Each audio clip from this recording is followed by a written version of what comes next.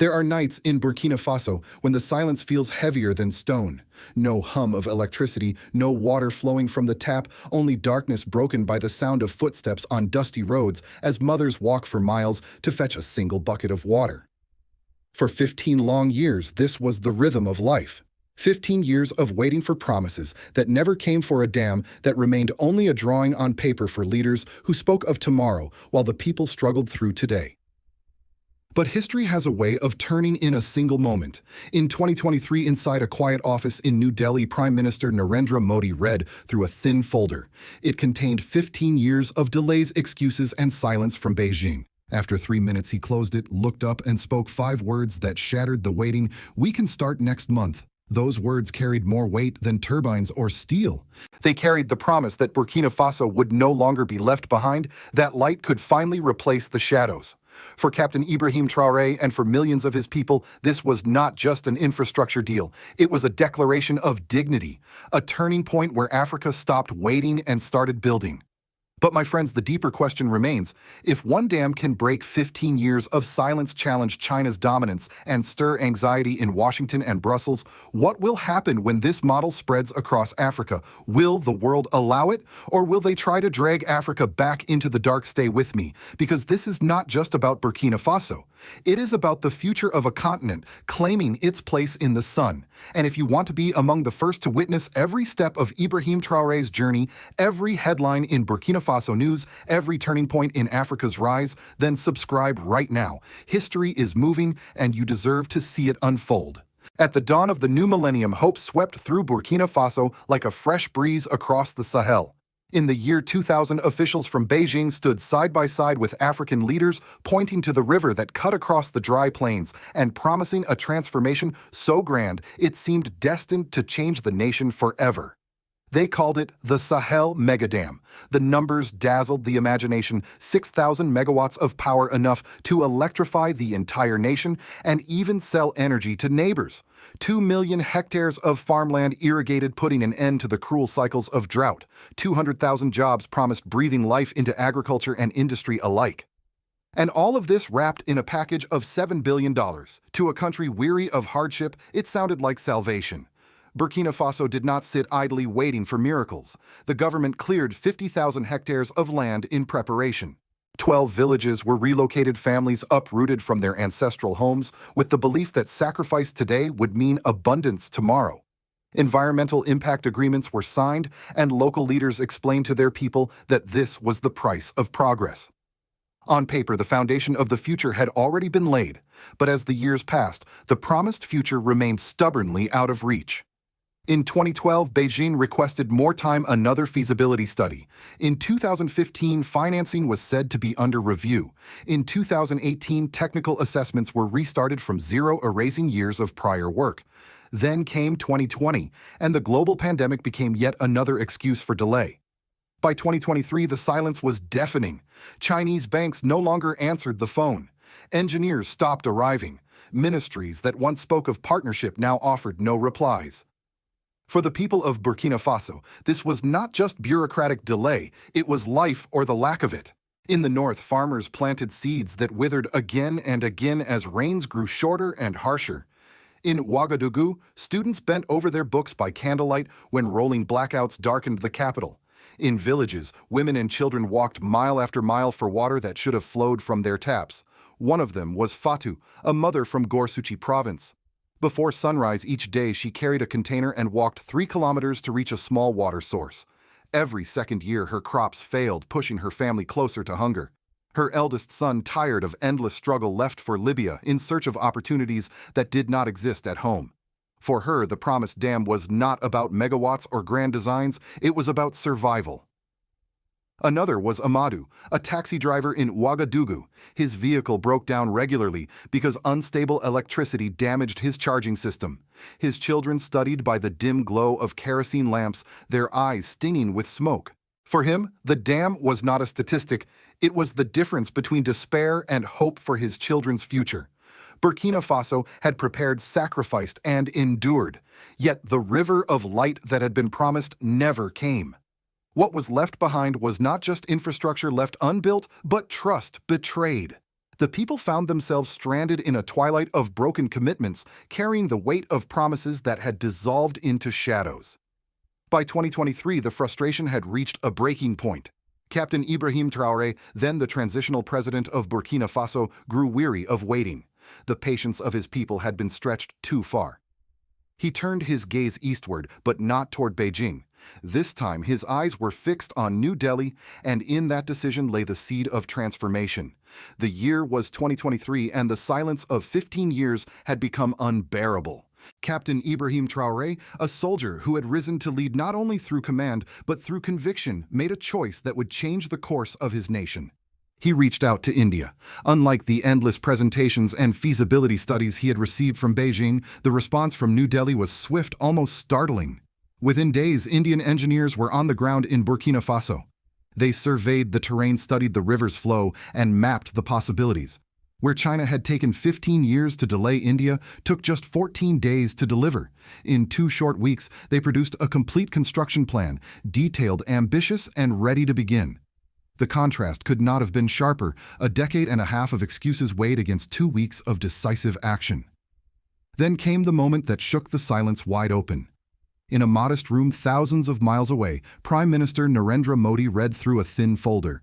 Inside were the records of Chinese delays, excuses, and broken promises. He read for 3 minutes, closed the file, and looked directly at Captain Traoré. 5 words followed, quiet yet thunderous. "We can start next month." Those words carried more force than armies or treaties. They ended 15 years of waiting in a single breath. They lit a spark of dignity that had been denied to Burkina Faso for too long. The deal that followed was nothing short of historic. $24 billion, the largest infrastructure agreement in West African history. $15 billion for the dam itself, concrete turbines, steel. $4 billion to extend a regional power grid that would connect Burkina Faso to 6 neighboring countries. $3 billion for irrigation canals and pumping stations, ensuring water reached 2 million hectares of farmland. $2 billion for industrial zones where energy-intensive industries like aluminum smelting, steelworks, and textile factories could finally take root. But beyond the numbers were principles that changed everything. The contract contained penalty clauses. If deadlines were missed, companies would pay, not Burkina Faso. Knowledge transfer was guaranteed. Blueprints, algorithms, and grid designs would be shared with Burkinabe engineers, ensuring that within a decade, local specialists could operate and design hydroelectric facilities themselves. For the first time, Africa was not simply a consumer of technology, but a custodian of it. The reaction inside Burkina Faso was electric. In Ouagadougou, crowds gathered in celebration, waving flags and calling the agreement the project of the century. Newspapers ran bold headlines declaring a new dawn. Farmers began recalculating their planting schedules, daring to imagine 3 harvests a year. Families whispered of the day when water would flow from taps instead of distant streams, when children would study under the glow of electric lamps rather than smoky kerosene. But while joy spread across Burkina Faso, fury erupted in Beijing. Within 72 hours of the deal's announcement, 3 Chinese delegations landed in Ouagadougou. State media thundered that Burkina Faso had committed economic suicide. The ambassador himself arrived with a revised contract offering $30 billion, $5 billion more than India's proposal, promising faster timelines and advanced Chinese turbine technology. In the meeting room, Captain Traoré listened calmly. Then he asked one piercing question. Where were these capabilities for the last 15 years? The room fell silent. Officials shifted uncomfortably in their seats. No one could answer because everyone knew the truth. China could have built the dam long ago. They chose not to. That single question revealed what 15 years of waiting had hidden. Africa's delays had never been about technical limits, but about strategy, about control. The impact was immediate and global. From Beijing to Washington, from Brussels to Accra, the ground beneath began to shift. If one dam could shatter illusions of dependency, what might happen when this model spread across Africa? The answer was no longer theoretical. It was unfolding right before the eyes of the world. The signing of the $24 billion agreement did more than secure a blueprint. It ignited a wave of change that touched every corner of Burkina Faso. For ordinary citizens, the dam was no longer an abstract promise. It was a lifeline. In the rural heartlands where the soil had cracked under decades of drought, farmers began to plan for a new reality. Irrigation canals promised water for 2 million hectares of farmland, turning once barren fields into fertile ground. Agricultural experts predicted that harvests could triple. Crops like maize, rice, and cotton, once hostages of erratic rains, would now grow in steady cycles. For farmers like Fatou, the woman from Gorsuchi, who once walked 3 kilometers every morning for a bucket of water, the future suddenly felt tangible. She could imagine planting maize 3 times a year, feeding her family, and even selling surplus at the market. In Ouagadougou, the capital, the promise of steady electricity sparked a different kind of hope. Students who had bent over their books under candlelight dreamed of classrooms lit by bright electric bulbs. Parents imagined their children breathing clean air instead of smoke from kerosene lamps. Taxi drivers like Amadou spoke of the day when their vehicles would no longer break down from unstable charging systems, but instead run reliably, perhaps even as electric cars powered by their own nation's river. The dam also carried profound social meaning. For the first time, thousands of young Burkinabe would not have to leave their homeland in search of opportunity. Mariam, a 19-year-old from Bokyamde province, had studied engineering under candlelight. Now, with India's technology transfer clauses, she was preparing to train as a turbine operator at the new technical college funded through the deal. "I do not want to leave," she said. "I want to build here." Her words symbolized a reversal of the painful trend of brain drain. Instead of exporting its brightest minds, Burkina Faso would train and keep them, fueling a new era of self-reliance. The economic ripple was equally transformative. 80,000 jobs would be created during the construction phase alone. Beyond that, the planned industrial zones promised to break the nation's dependency on raw exports. Instead of shipping cotton bales abroad, Burkina Faso could spin textiles at home. Instead of exporting bauxite, it could smelt aluminum. Instead of waiting for foreign investors, local entrepreneurs could plug into reliable electricity and launch businesses of their own. But the consequences stretched beyond the marketplace. Politically, the dam strengthened the legitimacy of Ibrahim Traoré's transitional government. For years, leaders had promised development that never came. Now, the signing of a binding, enforceable contract marked a rare moment when words became action. The population, long accustomed to disappointment, felt a surge of confidence in their own institutions. Crowds filled the streets not in protest, but in celebration, a sight rare in modern African capitals. Regionally, the implications were enormous. With a power grid reaching 6 neighboring countries, Burkina Faso was poised to transform from a landlocked state into a regional energy hub. The flow of cheap, clean electricity promised to knit West Africa closer together, fueling industries and reinforcing alliances. Integration was no longer a distant dream, it was a practical necessity. For the first time in decades, Burkina Faso's destiny was not defined by what it lacked, but by what it was about to create. Civil society found new purpose, the political system found renewed legitimacy, and ordinary citizens discovered that hope could be more than a word. It could be engineered, irrigated, and switched on. The dam was not just concrete and steel rising from the Sahel, it was the architecture of dignity, a monument to the possibility that Africa's tomorrow could begin today. While citizens of Burkina Faso celebrated the corridors of power in Washington, Brussels, and Beijing echoed with unease. To the world's major players, the $24 billion Sahel Dam project was far more than an infrastructure deal. It was a geopolitical earthquake. In Beijing, the humiliation was palpable. For 15 years, China had positioned itself as Africa's indispensable partner through the Belt and Road Initiative. By keeping projects slow and progress limited, Beijing ensured dependency. A nation without reliable electricity could not industrialize, could not stand independently, could not say no. The sudden pivot to India shattered this illusion. Seeing Indian engineers deliver in 2 weeks what Chinese firms had failed to do in 15 years exposed the truth: China's dominance in Africa was neither inevitable nor unchallenged. The arrival of Indian competition threatened not just one project, but the entire Belt and Road strategy. In Europe, the anxiety was economic and strategic. A leaked confidential report from Brussels warned that the completion of the Sahel Dam represented a direct threat to Europe's energy security.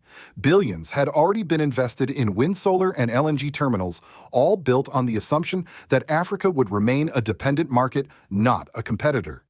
If Burkina Faso became an exporter of cheap, clean electricity, Europe's carefully laid plans could collapse. The report's blunt language revealed the heart of the matter. Europe did not fear Africa's failure, it feared Africa's success. A continent once treated as a passive supplier of raw resources could suddenly challenge European industries with affordable energy and manufactured goods. In Washington, the concern took another form: security.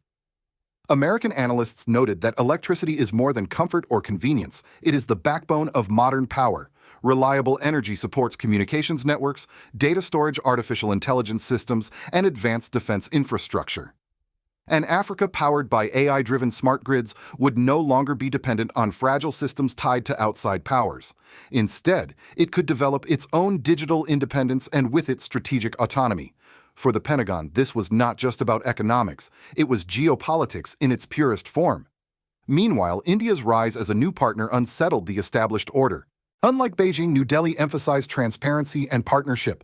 Contracts included penalty clauses to protect Burkina Faso technology, transfer agreements to empower local engineers, and commitments to education and training.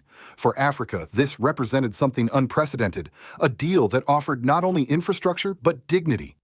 The ripple effects spread quickly. Ghana's energy minister publicly asked whether Accra could secure a similar deal. Nigeria dispatched envoys to New Delhi.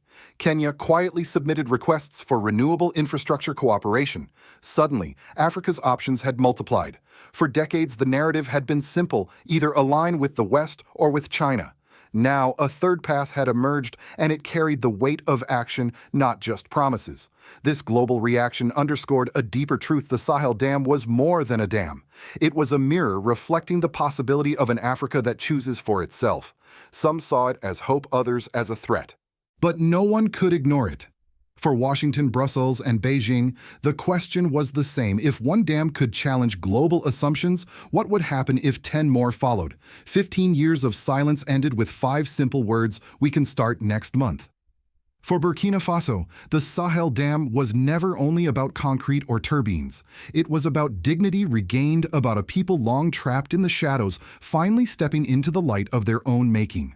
But friends, history teaches us that no great shift comes without resistance. Already China has returned with inflated offers.